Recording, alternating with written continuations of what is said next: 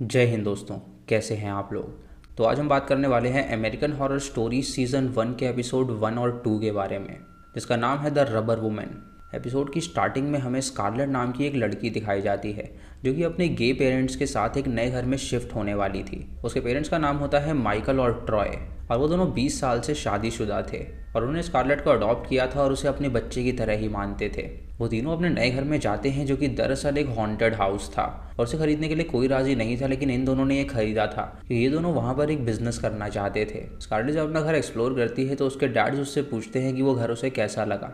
तो स्कारलेट उनसे कहती है कि अभी तक कोई भूत उसे नहीं दिखा है। ये सुन के वो दोनों हंसने लगते हैं और उससे कहते हैं कि यहाँ पर भूत जैसी कोई चीज़ नहीं है, बल्कि वो लोग यहाँ पर एक बिजनेस प्लान कर रहे हैं ताकि लोग यहाँ पर आकर लुत्फ उठा सकें, क्योंकि वो जानते हैं कि लोगों को हॉरर कितना ज़्यादा पसंद है। और अगर वो अपने घर को यहाँ पे हॉन्टेड बना के र्यूमर फैलाएंगे तो कई सारे लोग यहाँ पर आएंगे रहने के लिए, और इससे वो ढेर सारे पैसे कमा सकते हैं। स्कारलेट उनसे कहती है कि ये करने की क्या ज़रूरत है, तो माइकल उससे कहता है कि ये उनका सपना है और इसे वो पूरा करके ही रहेंगे। उसके बाद स्कारलेट अपने रूम में जाती है जहाँ पर वो अनपैकिंग करना शुरू कर देती है, लेकिन तभी अचानक उसके वार्डरोब के अंदर से एक बॉल आती है। ये देखकर उसे लगता है कि शायद उसके डैड ने वो बॉल फेंकी होगी, लेकिन जब वो वहाँ पर देखती है तो वहाँ पे कोई भी नहीं होता। उसके बाद वहाँ पर एक और बॉल आती है जिसे देखकर वो हैरान हो जाती है। जब बाहर जाती है तो अचानक एक दरवाज़ा खुलता है और उस दरवाजे के अंदर वो एक रबर सूट को देखती है जो कि उसे काफ़ी आकर्षित लगता है, तो वो उसे पहन लेती है। और जब वो अपने आप को आईने में देख रही होती है तो अचानक से वो एक आदमी को देखती है जो कि वो सूट पहना हुआ था।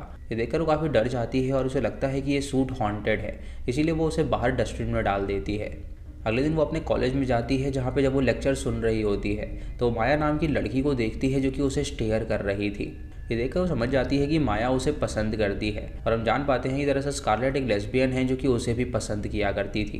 क्लास के बाद माया उससे मिलती है जो कि उससे कहती है कि वो उसे सच में काफ़ी पसंद है, अगर वो चाहे तो वो किसी दिन बाहर चल सकते हैं। तभी उसको तो शांति वहाँ पर आती है जो कि उससे कहती है कि वो माया की बातों में बिल्कुल ना आए, क्योंकि उनका जो गैंग है वो प्रैंक्स करता रहता है और उसे डर है कि कहीं वो लोग उसके साथ प्रैंक ना कर दे, क्योंकि हो सकता है कि माया उसके भावनाओं के साथ खेल रही हो। स्कारलेट उसकी बात को नज़रअंदाज कर देती है और उससे कहती है कि वो ऐसी नहीं है। उसके बाद वो अपने घर जाती है और रात को माया के सपने देखने लगती है, जहाँ पे वो देखती है कि वो माया के साथ इंटीमेट हो रही है और उसने उसका गला दबा के उसे मार डाला है। जब वो अपनी आंखें खोलती है तो वो अपने कमरे में उसी रबर मैन को देखती है, और ये देखकर वो काफ़ी डर जाती है और ज़ोर से चिल्लाती है।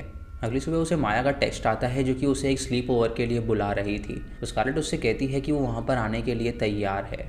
तभी स्कारलेट को उसके पेरेंट्स बुलाते हैं और उससे कहते हैं कि उन्होंने उसका लैपटॉप चेक किया था, और उस लैपटॉप के अंदर वो कई सारी अश्लील फिल्में देखती है जो कि उसके दिमाग के लिए बिल्कुल भी अच्छी नहीं है, क्योंकि ऐसे उसका दिमाग काफ़ी वॉयलेंट हो जाएगा। ये सुन के वो हैरान हो जाती है और उन दोनों से कहती है कि ये उसका पर्सनल मैटर है, तो वो अपने लैपटॉप में कुछ भी करे वो उसकी मर्ज़ी। उसके पेरेंट्स उससे कहते हैं कि वो ना तो अब उस स्लीप ओवर में जाएगी और ना ही वो दोबारा उस साइट को चेक करेगी, क्योंकि उन दोनों ने चाइल्ड लॉक लगा दिया है। जब वो स्कूल में जाती है तो माया फिर से उसे देखती है और उसे देखकर उसे काफ़ी ज़्यादा अच्छा लग रहा था। रात को स्कारलेट जब अपने घर में होती है तो अचानक से फिर से उसे वही सूट मिलता है, जिसे देखकर वो हैरान हो जाती है और सोचती है कि आखिर ये वापस कैसे आ गया। उसे लगता है कि शायद उसके डैड ने वापस लाया होगा, इसलिए वो उनके साथ एक प्रैंक करने का सोचती है। वो सूट को पहन लेती है और चाकू लेकर उनके कमरे में चली जाती है और उन दोनों को डराने लगती है, लेकिन वो सूट काफ़ी अडल्ट होता है जिसकी वजह से उसके पेरेंट्स उसे देखकर उसे डांटने लगते हैं। और जब वो सूट को फेंकने के लिए कहते हैं तो वो उस चाकू से अपने पिता का हाथ काट देती है, जिससे कि उन्हें काफ़ी अजीब लगता है और वो सोचते हैं कि उन्हें साइकाइट्रिस्ट के पास उसे ले जाना चाहिए। अगले दिन वो साइकाइट्रिस्ट को अपने घर में बुलाते हैं, जहाँ पे उसे बताते हैं कि दरअसल स्कारलेट के साथ बचपन में एक इंसिडेंट हुआ था। दरअसल उसे एक औरत ने किडनैप कर लिया था और 10 दिन तक वो उनसे दूर रही थी। स्कारलेट उससे कहती है कि उस औरत ने उसके साथ कुछ भी गलत काम नहीं किया था, लेकिन उसके पेरेंट्स का मानना था कि ये आक्रामक नेचर वहीं से आया है। साइकाइट्रिस्ट उसे समझाती है कि वो एक्सट्रीम कंटेंट देखना बंद करे, क्योंकि वो उसके लिए बिल्कुल भी अच्छा नहीं है। हम उनके कमरे में किसी को देख पाते हैं जो कि उस साइकाइट्रिस्ट की बातें सुन रहा था, और जब वो साइकाइट्रिस्ट वहाँ से जाने लगती है तो अचानक से उस पर एक आत्मा हमला कर देती है, और वो आत्मा कोई और नहीं बल्कि उस रबर मैन की आत्मा थी जो कि उसका गला काट के उसे जान से मार डालता है। कुछ देर बाद माइकल जब वहाँ पर आता है तो बेसमेंट के बाहर उसे ढेर सारा खून मिलता है, और ये बात वो ट्रॉय को बताता है और उसे देखकर वो काफ़ी ज़्यादा हैरान हो जाते हैं। वो सूट को तुरंत जला देते हैं ताकि फिर से वो सूट वापस ना आ सके। रात को स्कारलेट तैयार हो जाती है स्लीप ओवर पे जाने के लिए, और जब वो अपने पिता से बताने के लिए जाती है तो वो दोनों घोड़े बेचकर सो रहे थे, जिसकी वजह से वो बिना बताए ही उन्हें वहाँ पर चली जाती है। माया और उसके बाकी तीनों दोस्त भी वहाँ पर मौजूद होती हैं, और माया उससे कहती है कि क्यों ना वो उसके रूम में चले, उसे उससे कुछ बात करनी है। जब माया उसे उसके रूम में ले जाती है तो वो उसे किस करने लगती है और स्कारलेट देखकर उससे पूछती है कि कहीं वो उससे मजाक तो नहीं कर रही, कि उसे लगता है कि वो स्ट्रेट है और वो बस उस पर एक्सपेरिमेंट कर रही है। माया उससे कहती है कि ऐसा कुछ भी नहीं है, वो उसे पसंद करती है, तभी वो उसे अपने रूम के अंदर लेकर आई है और ये कह के वो उसे किस कर देती है।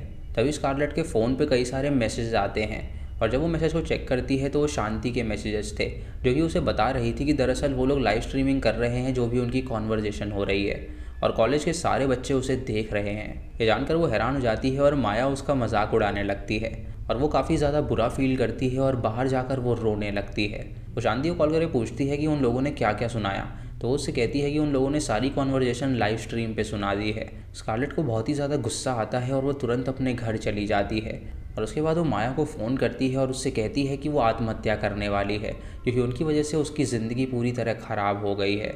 और अपने आत्महत्या के नोट में वो उन चारों का नाम भी लिखेगी क्योंकि उनकी वजह से ही वो ये आत्महत्या कर रही है। अगर वो लोग चाहते हैं कि वो आत्महत्या ना करे तो वो चारों 10 मिनट में उसके घर में आ जाएं।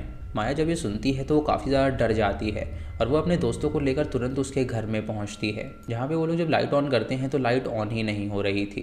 तभी उसे स्कारलेट का टेक्स्ट आता है कि वो लोग बेसमेंट में आ जाएं और जब वो लोग बेसमेंट में जाने वाले होते हैं तो वहाँ पर उन्हें कुछ भूत नज़र आते हैं जिसे देखकर वो डर जाते हैं। उन्हें लगता है कि अब स्कारलेट उनके साथ प्रैंक कर रही है, लेकिन जब वो बेसमेंट के अंदर जाते हैं तो वहाँ पर उन्हें सच में भूत नज़र आता है और तभी वहाँ पर स्कारलेट वो रबर सूट पहन के आती है जिसके हाथ में चाकू था और वो एक एक करके उन चारों को जान से मार डालती है। अगले दिन वो उन चारों की बॉडीज़ को दीवार के अंदर दफना देती है और जब उसके पेरेंट्स वहाँ पर आते हैं तो उस दीवार पे काम करता हुआ देखकर उसे वो हैरान हो जाते हैं और उसे पूछते हैं कि आखिर वो ये सब क्या कर रही है। वो उनसे कहती है कि वो बस उनका हाथ बटाना चाहती थी, इसीलिए उसने उस दीवार को रिपेयर कर दिया। और उसके पेरेंट्स से सुन के खुश हो जाते हैं और उसे गले से लगा लेते हैं। तभी वो अपने सामने उस साइकाइट्रिस्ट को देखती है जो कि उससे कहती है कि उसे सेशन की बहुत ज़्यादा ज़रूरत है क्योंकि उसने उन चारों को जान से मार डाला है। स्कारलेट उससे कहती है कि उन चारों को मार के उसे काफ़ी ज़्यादा अच्छा फील हो रहा है।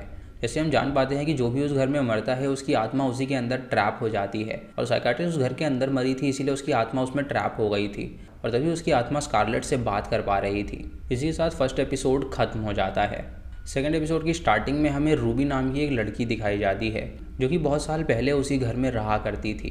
रूबी ने उसी घर में अपने केयर टेकर्स को मार डाला था और वो खुद भी मर चुकी थी, जिसकी वजह से अब उसकी आत्मा उस घर में भटक रही थी। रूबी की आत्मा जब स्कारलेट से मिलती है तो वो उसे बताती है कि जब वो 6 साल की थी तो उसके माता पिता एक कार क्रैश में मारे गए थे और उसके बाद वो अपने अंकल टोनी के साथ रहने लगी थी। लेकिन उसका अंकल टोनी बिल्कुल भी कूल नहीं था कि जब वो थोड़ी सी बड़ी हुई थी तो उसने उसे मारना पीटना स्टार्ट कर दिया था और चंद पैसों के लिए उसने उसे एक फैमिली को बेच दिया। लेकिन उसे वो फैमिली बहुत ही परेशान करती थी, इसीलिए उन फैमिली वालों को ही उसने जान से मार डाला और उसके बाद उसने खुद को भी जान से मार डाला था। स्कारलेट उससे कहती है कि यहाँ पे अगर कोई मरता है तो क्या वो पूरी तरह यहाँ पे स्टक हो जाता है, तो वो उससे कहती है कि ये जगह है वो एक तरह की मौत और ज़िंदगी के बीच की जगह है और इस घर में जो कोई भी मरता है उसकी आत्मा यहीं पर ट्रैप हो जाती है, तो ये कभी यहाँ से आज़ाद नहीं हो पाती और सिर्फ हैलोवीन ही ऐसा दिन है जब वो आज़ाद हो पाते हैं और बाहर घूम सकते हैं और उन्हें नॉर्मल लोग देख भी सकते हैं। स्कारलेट ये बात जानकर उससे कहती है कि वो मरना नहीं चाहती, तो रूबी उससे कहती है कि वो इस बारे में ढंग से सोच ले, अगर वो मर जाएगी तो वो सारी ज़िंदगी एक साथ यहाँ पे खुशी खुशी रह सकते हैं।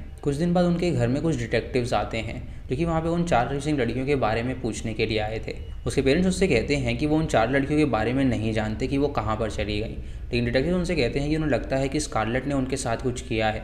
वे पिछली रात को उनके फ़ोन की लोकेशन यहीं पर दिखा रही थी। ये सुन के उसके पेरेंट्स उनसे कहते हैं कि उनकी बेटी सिर्फ 16 साल की है, जिसको वो परेशान करना बंद करे तो वो यहाँ से चले जाएं। रात को स्कारलेट जब किचन में होती है तो साइकाइट्रिस्ट उससे मिलने के लिए आती है और वहाँ पर वो 4 लड़कियों की आत्माएं भी आ जाती हैं जो कि उससे बदला लेने के लिए आई थी। उसे कहती हैं कि उसने उन्हें मारकर बिल्कुल भी अच्छा नहीं किया।